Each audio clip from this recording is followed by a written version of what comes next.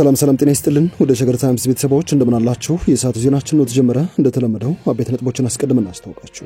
በቪየትናም ይፋ የሥራ ጉብኝት በማድረግ ከ40 ዓመታት በኋላ የመጀመሪያው ጠቅላይ ሚኒስትር የሆኑት አብይ አህመድ ከቪየትናም አቻቸው ጋር የተስማሙት ስምምነት ምን ይመስላል? ዜናችን በዝርዝር ያስደምጣችኋል። በአማራ ክልል ርዕሰ መዲና ባህር ዳር እጅግ አሳሳቢ ደረጃ ላይ የደረሰ የነዳጅ እጥረት ተከስቷል ተብሏል። የባህር ዳርን አንገት አንቆ ይዟል ስለተባለው የነዳጅ እጥረት የተሰማሩ አዲስ መረጃዎች የዜናችን ትኩረት ናቸው። በአቶ ጌታቸው ረዳም ይሁን በዶክተር ደብረጽዮን ሚካኤል የሚመራውን የህወሓትን ክንፍ እጅግ ያስከፋው አደገኛው የሱዳን ሰላይ ሞት ምክንያቱ ምንድነው? ከኤርትራ መገንጠል ከህወሓት ወደ ስልጣን መውጣት ጀርባ ያለው የሚባሉት የሱዳኑ ሰላይ ከሰሞኑ አርፈዋል። ዜናችን የወፍ በረር ቅኝት ያደርጋል። በትግራይ ክልል በኋላም በአማራ ክልል የቀጠለው ጦርነት በወጣቶች በሴቶችና በታዳጊዎች ላይ ደቅኖታል የተባለውን አዲስ ስጋትም የምንመለከት ይሆናል። ኬንያ ከኢትዮጵያ ቀማቸው የተባለው የኢትዮጵያ አየር መንገድ የቀድሞው ስትራቴጂክ አመራር ማን ናቸው?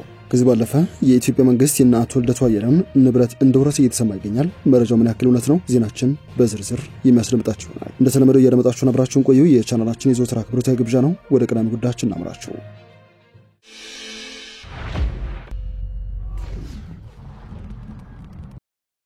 ጠቅላይ ሚኒስትር አብይ አህመድ ቪየትናምን ከ40 ዓመታት በኋላ በመጎብኘት የመጀመሪያው የኢትዮጵያ መሪ ሆነዋል። ጠቅላይ ሚኒስትሩ ከቪየትናሙ ጠቅላይ ሚኒስትር ፋም ሚንችን ጋር በዛሬው ዕለት መወያየታቸውን ተሰምተዋል። ጠቅላይ ሚኒስትሩ በማህበራዊ ትስስር ገጻቸው ላይ ባሰፈሩት መረጃ የቪየትናም አቻቸው ፋም ሚንችን በይፋ ጉብኝታቸው ወቅት ላደረጉልን የደመቀ አቀባበል እንደዚሁም ክብር መስተንግደው ምስጋና ይገባቸዋል ሲሉ ጽፈዋል። ኢትዮጵያና ቪየትናም የሚያመሳስላቸው በርካታ የጋራ ጉዳዮች ያላቸው ጠቅላይ ሚኒስትር አብይ ሁለቱም ሀገራት ትልቅና ለስራ የተነሳሳ ወጣት ህዝብ ያላቸው ለልማትና ለእድገት የቆረጡ እንደዚሁም በታሪካቸው ሂደትም በጽናታቸው የሚታወቁ ስለመሆናቸውም ገልጸዋል። በንቁ ተሳትፏቸው የሚገለጽና ጥልቀት ያለው ውይይት ማድረጋቸውን ገልጸው ለጋራ እድገትና ትብብር ያለው የሁለቱ ተነሳሽነት መንጸባረቁንም ጠቅላይ ሚኒስትሩ አመላክተዋል። የሐሳብ ልውውጣችን በሁለቱ ሀገራት መካከል ለጠንካራ ፖለቲካዊ ዲፕሎማሲያዊና ኢኮኖሚያዊ ትብብር በር ከፍቷል ሲሉ ነው የገለጹት። ጠቅላይ ሚኒስትር ፋም ሚንችን በቅርቡ ኢትዮጵያን በሚጎበኙበት ወቅት የጋራ ራዕዮቻችንን የበለጠ የምናጠናክርበትና በዛሬው የዓለማችን አውድ የሁለትዮሽ ግንኙነታችንን ይበልጥ የምናጸናበት ይሆናል ሲሉም ያላቸውን እምነትም ጠቁመዋል።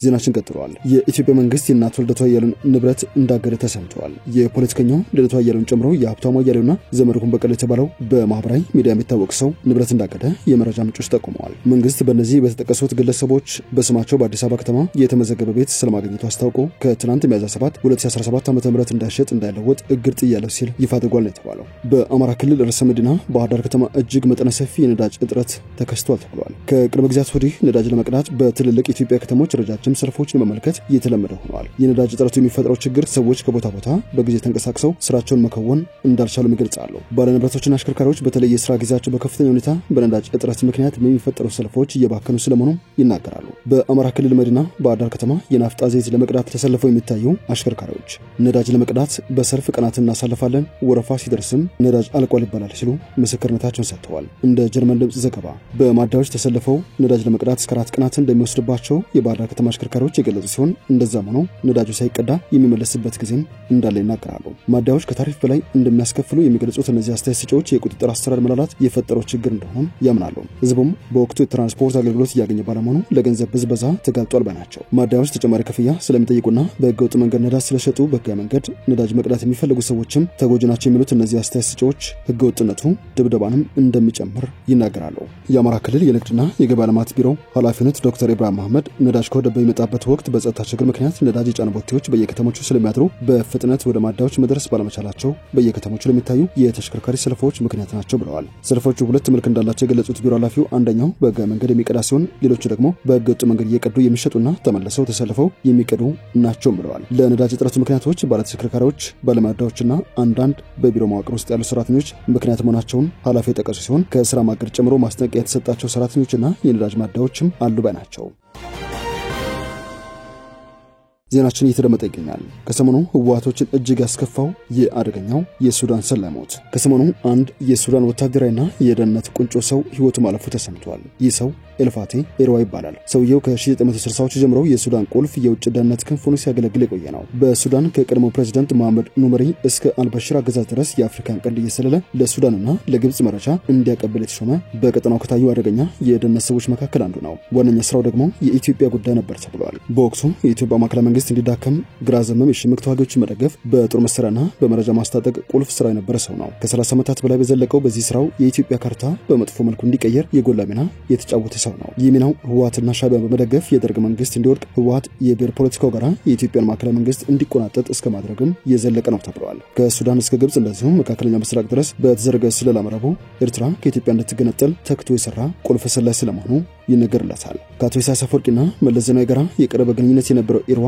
እናቱ መለስ ዜናዊና ስዩም መስፍን ከለንደን ኮንፈረንስ ወደ አዲስ አበባ ያጓጓዘውን የሱዳን ቻርተር አውሮፕላን በረራ ያመቻቸም ሰው ነው። ህወሓት ከሰሞኑ ሀዘን የተቀመጠውም ከመረጃ እስከ ወታደራዊ ትጥቅ ድረስ በማቅረብ በሽምቅ ውጊያ የጎላ ሚና የተጫወተለትን ሰው በማጣቱ ምክንያት ነው ተብሏል። የነ ዶክተር ደብረጽዮን ሆነ የአቶ ጌታቸው ረዳ ህወሓት በሰላይነቱና በኋላም በጦፈ ነጋዴነቱ የሚታወቀው ኤልፋቲ ኢርዋ መሞቱ እጅግ አሳዛኝ ነው ሲሉ የመረራ ሀዘናቸውን ገልጸዋል። በቅርቡ የጠቅላይ ሚኒስትሩ የምስራቅ አፍሪካ ጉዳዮች አማካሪ ሚኒስትር ተደርገው የተሾሙት አቶ ጌታቸው ረዳ በኢርዋ ሞት እጅግ ሀዘን የተሰማቸው በትዊተር ገጻቸው ላይ ምስክርነታቸውን ያጋሩ ሲሆን ጌታቸው ግለሰቡን ስኬታማ የስለላና የቢዝነስ ሰው ነበር ሲሉ አሞግሰውታል። ፊልድ ማርሻል ብርሃኑ ጁላ ወታደራዊ ትብብር ለማጠናከር ያለ መጎብኘት በሩዋንዳ እያደረጉ ነው ተብሏል። የኢትዮጵያ ጦር ኃይሎች ጠቅላይ ኤታማዦር ሹም ፊልድ ማርሻል ብርሃኑ ጁላ በሩዋንዳ ከሚያዝያ 5 ቀን ጀምሮ የ4 ቀናት የሥራ ጉብኝት እያደረጉ እንደሚገኙ ነው የተሰማው። ጉብኝቱ ሁለቱ ሀገራት ወታደራዊ ትብብር ለማጠናከር እያደረጉ ያሉትን ጥረት ተከትሎ የተካሄደ ነው። የሩዋንዳ ጠቅላይ ኤታማዦር ሹም ጀነራል ሙባረክ ሙጋጋ በመጋቢት ወር በኢትዮጵያ ባደረጉት ጉብኝት በተለያዩ ወታደራዊ መስኮች በጋራ መስራት የሚያስችል ስምምነት ፊልድ ማርሻል ብርሃኑ ጁላ ጋር መፈራረማቸው የተሰማው። እንደ ዘ ኒው ታይምስ ዘገባ ፊልድ ማርሻል ብርሃኑ ባሳለፍነው ሰኞ ዕለት ከሚሁራራ በሚገኘው የሩዋንዳ መከላከያ ሰራዊት ዋና መስሪያ ቤት ከጀነራል ሙባረክ ሙጋጋ ጋር ውይይት አድርገዋል። ይህንን ተከትሎ የሩዋንዳ መከላከያ ሰራዊት በሰጠው መግለጫ ጉብኝቱ የረጅም ጊዜ የሁለትዮሽ ትብብር ለማስፋት ቁልፍ እድል ስለመሆኑ በመግለጽ ውይይቶቹ በመከላከያ ሰራዊትና በሌሎች ተዛማጅ ዘርፎች አዲስ የትብብር መስኮች ላይ ያተኮሩ ናቸው ብለዋል። ፊልድ ማርሻል ብርሃኑ ጁላ የኪጋሊ የዘር ማጥፋት መታሰቢያና የዘር ማጥፋት ዘመቻ ሙዚየምን እንደሚጎበኙ ዘ ኒው ታይምስ ዘግቧል። የሩዋንዳ ጠቅላይ ኤታማዦር ሹም ጀነራል ሙባረክ ሙጋጋ በመጋቢት ወር ወደ ኢትዮጵያ በተጓዙበት ወቅት ልኡካቸው በቢሾፍቱ ኢትዮጵያ አየር ኃይልን መጎብኘታቸው ይታወሳል። በተጨማሪም በወቅቱ ከኢትዮጵያ አቻቸው ጋር በወታደራዊ አቅም ግንባታ ስልጠና፣ በተሞክሮ ልውውጥ፣ ሽብርተኝነትን ለመከላከልና በሌሎችም ተያያዥነት ባላቸው ወታደራዊ ጉዳዮች ዙሪያ በጋራ ለመስራት ስምምነት ተፈራርመዋል። ጦርነትና ግጭቶች የሥራ አጥ ቁጥርን እንዲጨምር እያደረገው ስለመሆኑ ጥናት አመላክተዋል። ጥናቱን ያጠናው ያንግ ላይቭስ የተሰኘ ተቋም ሲሆን ጥናቱም በወጣቶችና በቤተሰብ ስር የሚገኙ ልጆች ላይ መሰረት ያደረገ እንደሆነ ለማወቅ ተችሏል። በዚህም የጥናቱ ግኝት 22 ዓመት የሞላቸው ወጣት ልጆች በትምህርት አሊያም በስራ ላይ መሆን ሲገባቸው ከሁለቱም ዘርፎች ሳይሆኑ መቅረታቸውን አጥኚዎቹ ይናገራሉ። የሥራ አጥ ቁጥሩ መጨመሩ የታየው በትግራይና በአማራ ክልል እንደሆነም ተሰምቷል። ይህ ደግሞ በክልሎቹ ያለው ግጭት ያመጣው ጫና እንደሆነና ለእነዚህ ወጣቶች በመንግስት በኩል የሥራ ዕድል እንዳልተፈጠረላቸው አንዱ ማሳያ ነው ተብሏል። ተቋሙ ከዚህ ቀደም ካደረጉት ጥናት ጋር ሲነጻጸር የሥራ አጥ ቁጥሩ በአሁኑ ሰዓት ጨምሯል ሲሉ የተናገሩት በአዲስ አበባ ዩኒቨርሲቲ መምህርና የዚህ ጥናት አካል ሆነው የተሳተፉት ፕሮፌሰር ጣሰው ወልዳና ናቸው። የሥራና ክህሎት ሚኒስቴር በበኩሉ ጥናቱ የሥራ አጥ ቁጥር ጨምሯል ቢልም በሌላ በኩል ሰፊ የሆነ የሥራ ዕድል ለወጣቶች ተፈጥሯል ባይ ነው። የሥራ አጥ ወጣቶች የሚዘገቡበት ስራ ተዘርግቶ በ10 ወራት ውስጥ የሰለጠነ የሰው ኃይል በመፍጠርም እስከ 400 ሺህ በላይ የውጭ ሀገር ስራ ስምሪት መደረጉን ሚኒስትሩ ይፋ አድርገዋል። አቶ ፍጹም አባዲ የኬንያ አየር መንገድ የካርጎ ዳይሬክተር ሆነው መሾማቸው ተሰምቷል። የኢትዮጵያ አየር መንገድ የካርጎና ሎጂስቲክስ አገልግሎት ዳይሬክተር በመሆን ከ2014 ጀምሮ ሲያገለግሉ የቆዩት አቶ ፍጹም አባዲ በኬንያ አየር መንገድ የካርጎ ዳይሬክተር ሆነው መሾማቸውን የተሰማው አየር መንገዱ የጭነት አቅም ለማሳደግ የጀመረው ሰፊ ማስፋፊያ ስራ ተከትሎ ሹመቱን አቶ ፍጹም ያገኙ ሲሆን ይህ ሹመት በአየር መንገዱ የጭነት ክፍል ውስጥ እድገትን ለማፋጠን ወሳኝ ሚና እንደሚጫወትም ይጠበቃል ተብሏል። የአየር መንገዱ ስራ አስፈጻሚ ሆኑት አላን ኪላቡካ በአፍሪካ ውስጥ ንግድና በዓለም አቀፍ የሎጂስቲክስ ገበያዎች ላይ አዳዲስ እድሎችን ለመጠቀም የአቶ ፍጹም አባዲ ሹመት ለኬንያ አየር መንገድ ትልቅ ምዕራፍ ነው ብለዋል። በማከልም የካርጎ አገልግሎትን በማስፋፋትና ዘላቂ የደንበኞችን ግንኙነት በማጎልበት ረገድ የተሻለ አፈጻጸም ግቦችን በማሳካት ረገድ ጥሩ መሪ እንደሚሆኑ ተስፋ አለን ሲሉ መናገራቸውን የኤር ካርጎ ኒውስ መረጃ ያመለክታል። የኬንያ አየር መንገድ በናይሮቢ ጆሞ ኬንያታ ዓለም አቀፍ አውሮፕላን ማረፊያ በዓመት ከ70 ሺህ ቶን በላይ የካርጎ አገልግሎት የሚሰጥ ሲሆን የአዲሱ ዳይሬክተር ሹመት በአፍሪካ ትልቁ የአትክልት ላኪ ለሆነችው ኬንያ ትልቅ ለውጥ ያመጣል ተብሎ ታምኖበታል። አየር መንገዱ እያደገ የመጣውን የካርጎ አገልግሎት ፍላጎት በተሻለ ሁኔታ ለማሟላት በፈረንጆቹ 26 ትልቅ የጭነት አውሮፕላኖችን ለመግዛት እንዳቀደ ነው መረጃው የሚያሳየው። ወደ ሸገር ታይምስ ቤተሰቦች የሰዓቱ ዜናችን አበቃ። ስላደመጣችሁን አመሰግነን። በያላችሁበት ሰናይ ጊዜ።